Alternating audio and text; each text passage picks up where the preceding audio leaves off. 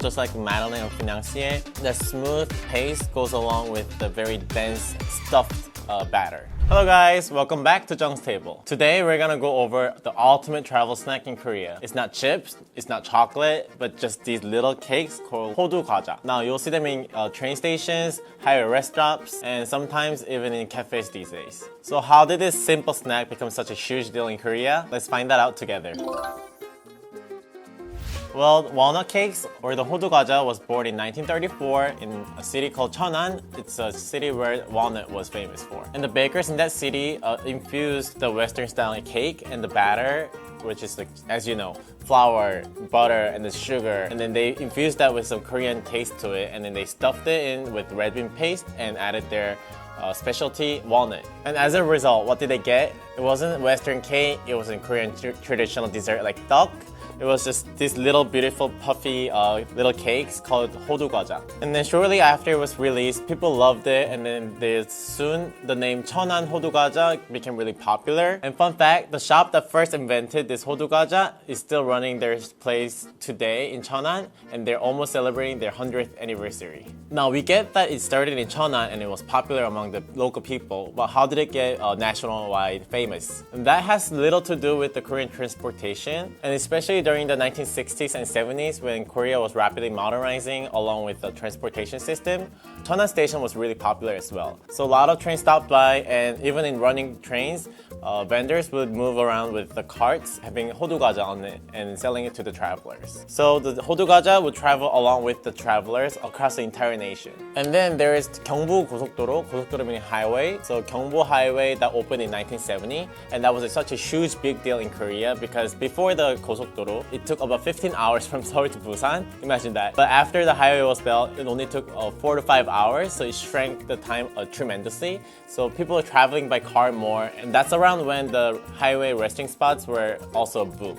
So along with the highway and along with the rise of the highway resting spots, the culture of buying snacks while driving also grew, and that's how this walnut cake earned its popularity over time. And so it's a perfect snack for traveling, but also a perfect present on their way back to give to their coworkers or friend, or there's just anyone. And for this reason, Hodu Gwaja is deeply embedded in their memory as a snack for travel. So the adults will remember it as just passing down the one box of Hodu Gwaja and having it one by one. But the children will remember the smell of it, and then that sweet, like the cake smell, would mark the beginning of their vacation. So that's how this small, warm snack perfect for a group became a symbol of family, travel, and memory. And is it still a big deal in Korea? And the answer is yes. So during 2023 Lunar New Year holiday, the nationwide highway resting spot sales were counted, and the number one, of course, was the Ice Americano. And the second, shortly after that, was the Hodu Gwaja, selling about 360,000 units. Now that converted into dollars is about $1.25 million.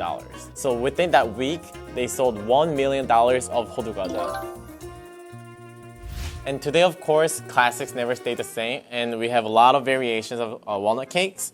And to name a few, we have the original, and then this one, the powdered one, is injarmi. It's a roasted soybean powder on top of it. It's very like nutty. And then we have the black sesame, and then this is one of my favorite, the ang butter Hodu Gwaja. So butter is butter, and the ang stands for that the red bean paste. In Korean, we call it angum. So ang butter is a really famous dessert trend in Korea.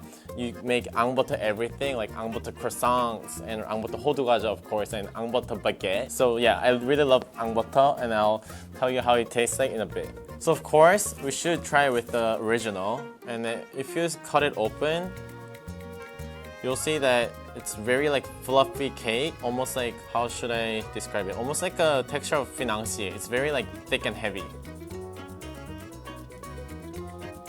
So yeah, of course, it's good when it's like freshly baked and hot, but also just like Madeleine or financier, it's very dense. So it's like, it feels more sweet when it's cold. So it's definitely a snack you can eat when it's cold as well. And the red bean paste, it looks very thick, but it's actually a little soft than it looks like. And the smooth paste goes along with the very dense and stuffed batter. And then let me show you, since this is kind of cut open, let me just split it a little bit more so you can see the inside. So this funny variation, instead of having the walnut inside, I think it has actual rice cake. I think you have to see the difference. Over here, the batter is really thick, right? But on the injami one, the bread part is like really thin. Can you see? It has a lot more the red bean paste to it. And because of that, this feels really much more like the injami duck, especially because of that little piece of duck they had inside of it. Hint of that red bean paste. So I never tried them, but it was actually a really good combination of the injami powder with the duck and abundant amount of generous portion of the red bean paste. And then, oh, I told you about the ang butter one, right? It's pretty simple. It's just like the original, and then the only difference is that they added a thick slice of butter into it. See how thick it is? Like, you know how butter is like milky and then it kind of neutralizes that like the sweet flavor to it? But also if you use like the salted butter, that saltiness kicks in with along with that sweet taste, and it's so addictive. Starts with that thick butter as always. Now butter and red bean paste, it should be just a new thing. I mean, it is already a new thing, but it should become more global, and you guys should definitely try it. That milky butter and like as it melts, it kind of mixes along with the red bean paste, and then it's just a new flavor. Now, unfortunately though, I don't think they use the salted, but the unsalted butter. I mean, it's still good, but not what I expected. I don't think I can try everything today, but I'll just go over what I have today, and then there are a lot that I haven't seen before as well. So this one over here is the apple cinnamon. And then this one over here on the top, it's a cookie crumble, the lotus cookie crumble. And then the one with the tiny pretzel on top of it. If you see it, there are salted caramel on top of it. So obviously the name is salted caramel, Hodu Gwaja. And this one is a chocolate, and then it has that, oh, I forgot the name of it, but you know that cornflakey shaped cereal, but like the chocolate version? It has those on top of it. And the name of this one is chocolate ball.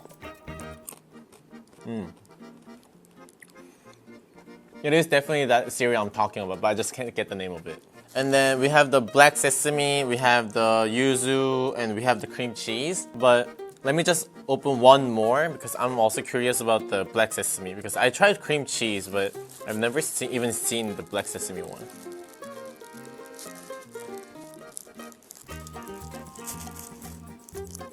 Also inside it's just same old Hodu Gwaja with just a little bit of the black sesame paste or seasoning, whatever on top of it.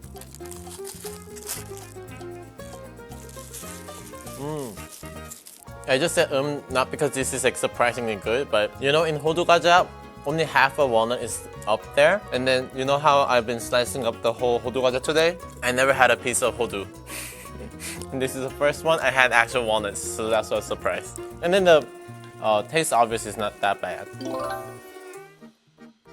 So in short, like the original, it is that memory of like a nostalgic travel vacation memory.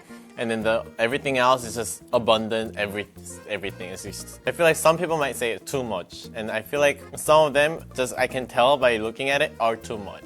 Anyway, that was the snack. As I said, it's also a perfect gift. If you order in a box, they give you, this is their brand, so like the decoration and the mascot is really cute. But usually it's very like old-fashioned, like almost no design, has that like old vibe to it. And if you open it up, they usually give it in portions of like 10, 15, 20, 30. And then this one, let me count.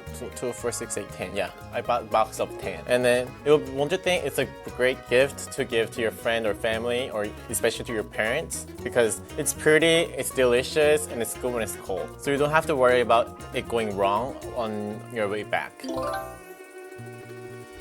So today we went over walnut cake or Hodu Gwaja, how it started in a small bakery in Cheonan, but how it traveled alongside Koreans for almost a century in train stations, to highway resting areas, to even a local cafe. And if you like today's video and want to know more about such, please don't forget to like and subscribe and wait for the next video. Thank you!